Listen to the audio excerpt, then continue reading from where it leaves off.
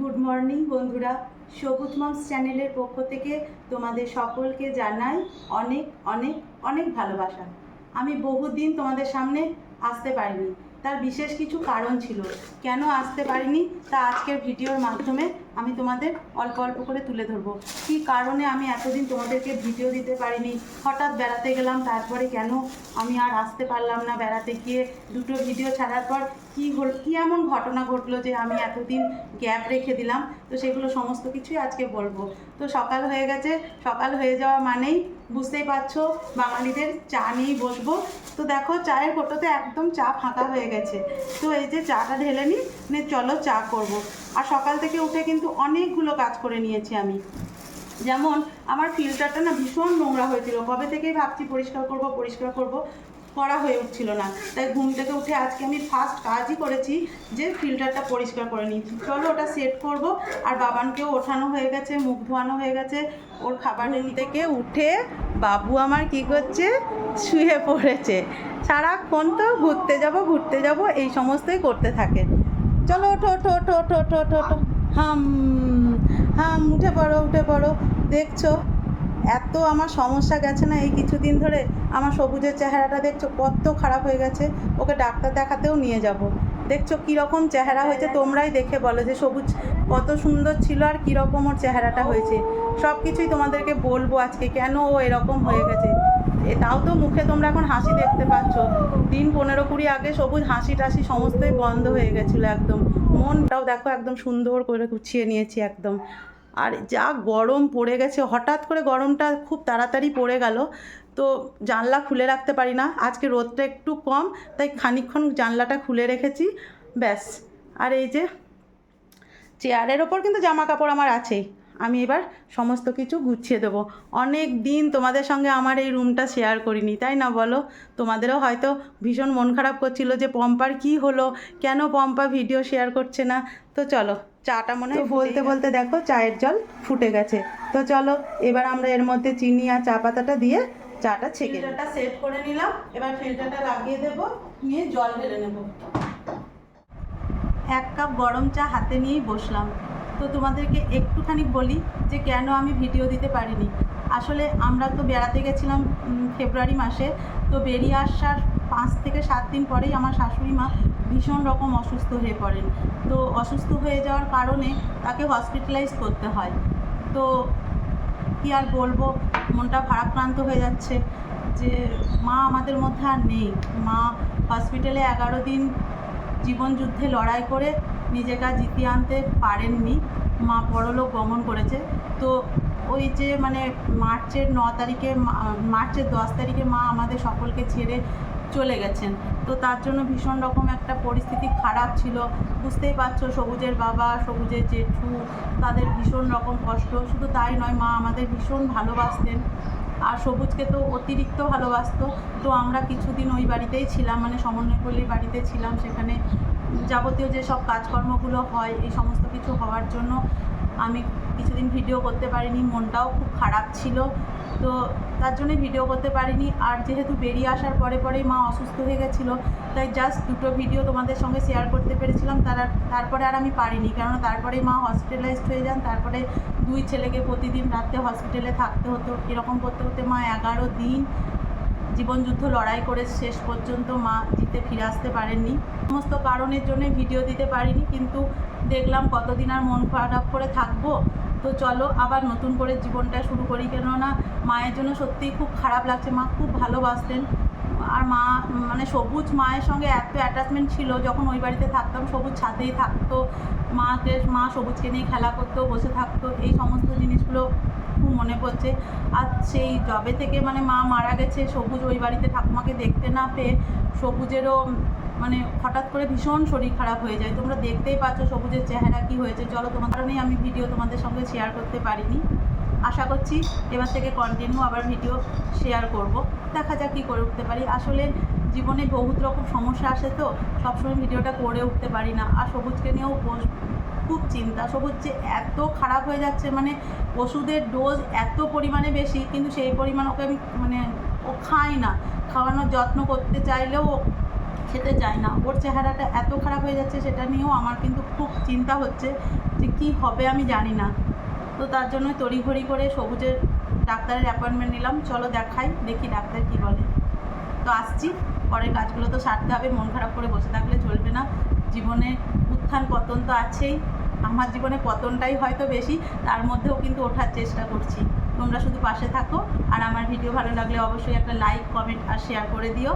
আর চ্যানেলের প্রথম দর্শক হলে অবশ্যই সাবস্ক্রাইব করে দিয়ে সবুজ মামস চ্যানেলের পাশে থাকো। তোমরা পাশে থাকলে আমি আর সবুজ মনে ভীষণ বল পাই। জীবনে অনেক স্বপ্ন ছিল, সেই স্বপ্নগুলো জানি না পূরণ করতে পারবো কিনা, কিন্তু এখন সবুজই হচ্ছে জীবনের সব কিছু। ওকে একটা সুস্থ জীবন দেওয়ার খুব দরকার, কিন্তু জানি না আমি কতটা পারবো। ভগবান সাথ। সবুজের টিফিন রেডি করছি, যেহেতু আজকে দুপুরবেলাতে কি বলবো চিকেন করব, তার জন্য ওকে তো খুব একটা মানে উল্টোপাল্টা করে খাওয়াতে পারবো না। তার জন্য ওকে আর সকালবেলায় আজকে ওটস করে দিলাম না, আজকে একটু মুড়ি খাবে। আর এই যে নিয়ে নিয়েছি শসা দেব আর একটু আলু ভাজা, এটা দিয়ে ওকে আজকে টিফিনটা করাবো। চলে এসছি সবুজের মুড়ি দিয়ে, সবুজের অতি প্রিয় খাবার মুড়ি, তাই তো বাবা।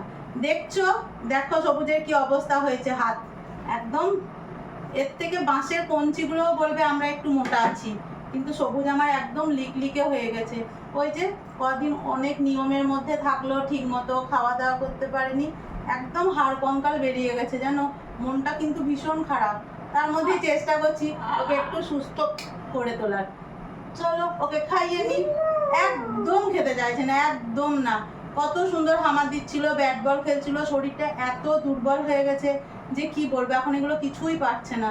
ওকে একটু একটু করে আমাকে খাইয়ে রেডি করতে হবে, শক্তিশালী বানাতে হবে। এই দেখো ওর বাবা নিয়ে চলে এসছে 250 গ্রাম চিকেন। যেহেতু ওর বাবা তো চিকেন খায় না, তাই সবুজের আর আমার জন্য নিয়ে চলে এসছে চিকেন। এবার চিকেনটা আমি ম্যারিনেট করে রেখে দেবো। এই আদা, শুকনো লঙ্কা, পেঁয়াজ আর রসুন থেতো করেছি, মানে মিক্সিতে পেস্ট করে নিয়েছি। এবার সেটা আমি দিয়ে দিলাম চিকেনের মধ্যে।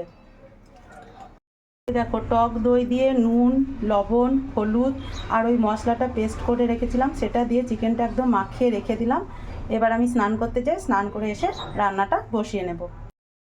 তো এই দেখো আমি কিন্তু একদম স্নান করে ফ্রেশ হয়ে একদম রেডি হয়ে গেছি। এবার রান্নাঘরে ঢুকবো, ভাতটা 1 ফুট ফুটেই গেছে, এবার শুধু চিকেনটা করে নিলেই হবে। আর তোমাদের সবুজ মানে আমার বাবান কত দুর্বল হয়ে গেছে দেখো, একদম ঘুমিয়ে পড়ছে, জানো সেই বলে না দুর্বলের ঘুম আর সবলের ঘাম, সেই অবস্থা হয়েছে। এই দেখো ও কিন্তু একদম ঘুমিয়ে গেছে, শরীরটা একদম ভালো নেই, দেখছো চেহারার কি অবস্থা। তো ও ঘুমিয়ে গেছে, ও ঘুমিয়ে থাক। আর দেখো স্নান করে বেরোলাম, শুধু পুজোটা করলাম, তাতেই কত ঘেমে গেছি, কিচ্ছু বলার নেই, গরমটা এত পড়েছে। তো চলো রান্নাটা করি এবার। এদিকে দেখো রান্না বসাতে বসাতে সবজিগুলো সমস্ত ধুয়ে নিয়েছি। ওর বাবা বাজার থেকে সবজি বাজার করে নিয়ে এসে চলে গেল। তো পটল, গাজর, করলা, ঢ্যাঁড়স আর এই যে বিনস আর কুমড়ো, এই সবজি বাজার নিয়ে এসছে। এগুলো আজকে আর রান্না করবো না, কালকে হবে। সবজিগুলো ধুয়ে জল ঝরতে দিয়ে দিয়েছি আমি। আর চলো দেখো সবজিগুলো ধুয়ে রেখে এসে আমি কড়াইয়ে কিন্তু আলু দিয়ে একদম লাল লাল করে আলুগুলো ভেজে নিয়েছি। এবার কড়াইয়ের মধ্যে গোটা গরম মশলা ফোড়ন দিয়ে আমি কিন্তু পেঁয়াজ ভাজতে বসিয়ে দিয়েছি। এবার পেঁয়াজটা একটু ভাজা হলেই আমি কিন্তু চিকেনটা ছেড়ে দেব। আর আজকে রান্নার তো বিশেষ কিছু ঝামেলা রাখিনি, বাবান আর আমি ভাতটা এদিকে দেখো একবার করে রেখেছি, আর একবার ফুটিয়ে নিলেই হবে। আর এই চিকেন ব্যাস। আর যদি সময় হয় তাহলে আমি এই সময়টাতে একটু ডাঁটা চচ্চড়ি খেতে ভীষণ ভালো লাগে, তো সময় হলে ওটা করে নেব। আর চলো বাকি কাজগুলো এবার একটু সেরে নিই, সেই ফাঁকে পেঁয়াজটা ততক্ষণে ভাজা হোক। তো পেঁয়াজটা একদম লাল লাল করে ভাজা হয়ে যাওয়ার পর আমি ওই তেলের মধ্যে যে চিকেনটা ম্যারিনেট করে রেখেছিলাম সেটা কিন্তু দিয়ে দিলাম। এবার এটা ভালো করে কষাতে শুরু করি, কষানো হয়ে গেলেই তো ব্যাস আজকে রবিবারের স্পেশাল মেনু চিকেন কষা আলু দিয়ে আর গরম গরম ভাত, আবার কি চাই। আর সাথে নেব একটু কাগজি লেবু।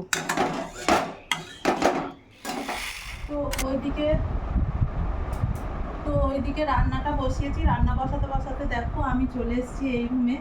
ছাদ থেকে সমস্ত জামা কাপড়গুলো নিয়ে এলাম, এবার এগুলো একটু গুছিয়ে রেখে দেবো, কেননা কাজের ফাঁকে ফাঁকে করে নিলে কাজটা খুব সহজেই হয়ে যাবে। তারপর তো বাবানকে স্নান করাতে হবে, যদি ওর বাবা বলেছে আমি চলে এসে স্নানটা করাবো। যেহেতু এখন আজকে ছুটির দিন আছে, তাই একটু কাজে বেরিয়েছে, যা দুর্মূল্যের বাজার বেরিয়েছে, মানে বাজার হয়েছে কি বলবো, সবাইকে ছুটে বেড়াতে হচ্ছে কর্মের জন্য। এগুলো গুছিয়ে নিই, তারপর রান্নাটা দেখবো, বাবান স্নান করবে, খেতে দেবো। ঘরটাও পরিষ্কার হয়ে আছে, কিন্তু ডাইনিংটা আরেকবার মুছে নেব। যদিও কাজের মাসি মুছে দিয়ে গেছে, তাও যতই দেখবে নিজের কাজটা নিজে যতটা সুন্দর করে করা যায়, কেউ করে দিলে মনটা ঠিক তৃপ্তি হয় না, কিন্তু আমাদেরকে তবু তাদের হেল্প নিতে হয়, যেহেতু সময়ের অভাবে সবটা করে উঠতে পারি না। তো দেখো জামা কাপড়গুলো কিন্তু আমার তোমাদের সাথে কথা বলতে বলতে গোছানো হয়েও গেল। স্নান করে কিন্তু খুব আরাম লাগছে, এদিকে ঠান্ডাও লেগেছে।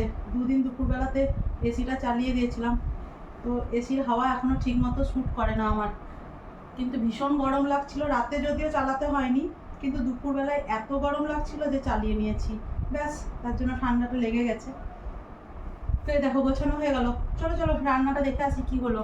আর দেখলে তো জল খাবার কিন্তু খাইনি আমি, কি করেছি জানো, ওই 2টো বিস্কুট আর চা খেয়ে নিয়েছি। জানোই তো পম্পা ঘরে থাকলে টিফিন করে না, ওই জাস্ট চা খেয়েই সব ধুয়ে রেখেছিলাম। এগুলো এবার সমস্ত কিছু আমি ফ্রিজে ভালো করে গুছিয়ে ভরে নেবো।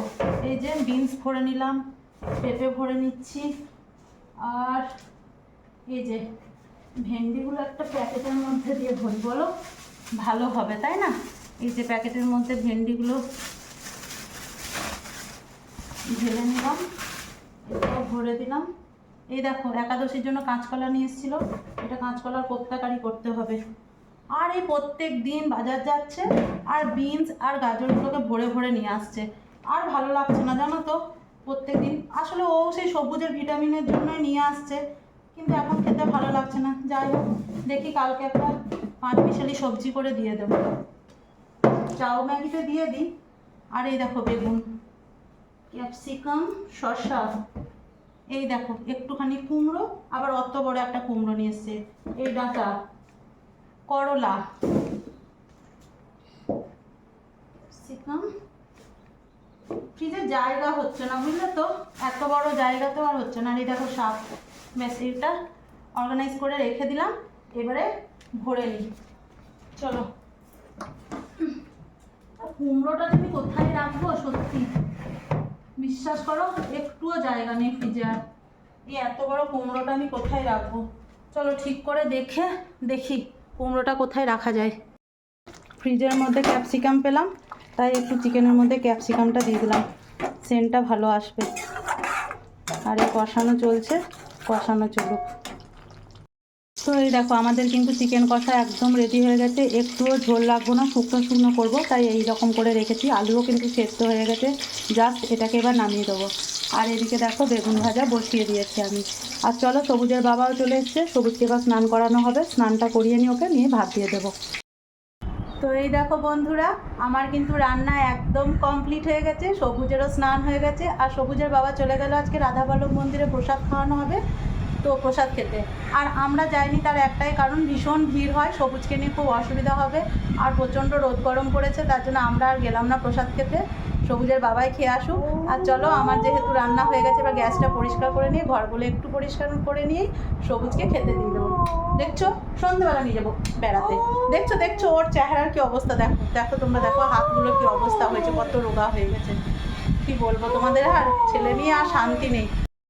তো রান্না কমপ্লিট হয়ে যাওয়ার পরেই আমি সাধারণত গ্যাসটা পরিষ্কার করে নিই। প্রথমে এইভাবে মুছে নেবো, তারপরে একটা ঢাকা দিয়ে রেখে দেবো, তাহলে বেশ ভালো লাগবে দেখতে। তো গ্যাসটা পরিষ্কার করে নেব, তারপর একটু ঘরগুলো ঝাঁটার দিয়ে দেবো, ব্যাস বাবানকে খেতে দিয়ে দিলেই আমার সব কাজ কমপ্লিট হয়ে যাবে।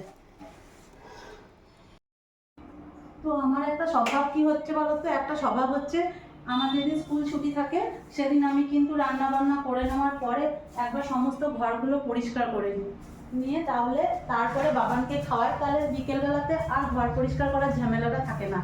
তো সেই হিসাবে দেখো আমি কিন্তু রান্না হয়ে গেল, গ্যাস মুছে নিলাম, সমস্ত কিছু করে নিয়েছি, এবার জাস্ট ঝাঁটটা দিয়ে বাবানকে খেতে দেবো। তো এইভাবেই আমি কিন্তু সংসারের কাজগুলো গুছিয়ে করে নেওয়ার চেষ্টা করি। তোমরা কিভাবে করো আমাকে অবশ্যই জানিও। ঘর পরিষ্কার থাকলে মনটাও কিন্তু বেশ ভালো লাগে, তাই না বলো? তো বাবানকে নিয়ে প্রচুর কাজের ঝামেলা থাকে, তারই মধ্যেও চেষ্টা করি ছোটোখাটো করে ঘরটাকে গুছিয়ে রাখার, মানে একটু গুছানো পরিপাটি থাকতে আমার ভালো লাগে।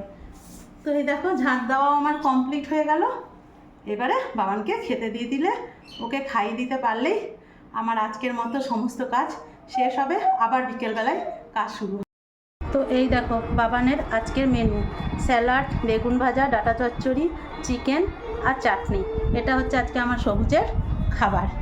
আর এই যে আমার সবুজ, দেখছো ঘাটটা কেমন বেঁকিয়ে দিচ্ছে, ঘাট সোজা করো, মাথা সোজা করো, এই একটা প্রবলেম হচ্ছে জানো। তো চলো ওকে বসিয়ে খাবারটা খাইয়ে নিই। তো চলো ওকে খাওয়ানোটা শুরু করি। যদি নিজে হাতে খেতে পারতো কত আনন্দ করেই না খেতে, তাই না বলো? চলো চলো, ওই দেখো এরকম করে না, চলো ওই দেখো বন্ধুরা দেখছে, দেখো দেখো দেখো, তাকাও তাকাও, ই মা, হ্যাঁ কি, হ্যাঁ যাবো, বাবা আসছে, হ্যাঁ টাটা টাটা। কেমন হয়েছে গো, দেখছো? মাথা সোজা করো, এই এক প্রবলেম হয়েছে, মাথাটাকে শুধু বেঁকিয়ে দিচ্ছে। চলো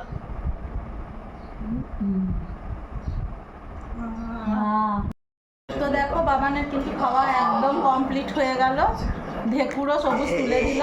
এবার ওর মুখটা ধুয়ে নিচ্ছি, এবারে আমি খেয়ে নেবো। আর তোমাদেরকে তো বললামই সবুজের বাবা আজকে মন্দিরে প্রসাদ খাবে, আমরা রোদ গরমের জন্য যাইনি। তো এই দেখো সবুজের মুখ ধোয়াও হয়ে গেল। তো এবার আমি খেয়ে নিলে তারপরে শোবো, ব্যাস আজকে দুপুরের মতো কাজ এখানেই কমপ্লিট। তো আমার ভিডিও যদি ভালো লাগে তাহলে অবশ্যই একটা লাইক, কমেন্ট আর শেয়ার করে দিও। আর চ্যানেলের প্রথম দর্শক হলে অবশ্যই সাবস্ক্রাইব করে দিয়ে সবুজ মামস চ্যানেলের পাশে থাকবে, এটাই আশা রাখি। আর তোমরা একটু সকলে প্রার্থনা করো, দেখো সবুজের চেহারার কি অবস্থা হয়েছে, যেন সবুজ তাড়াতাড়ি সুস্থ হয়ে যায়। এটুকুই আমার ভগবানের কাছে চাওয়া, প্রার্থনা, আর তোমাদের সকলের কাছে এটুকুই চাওয়া। তো আজকের মতো এখানেই, টাটা, বাই।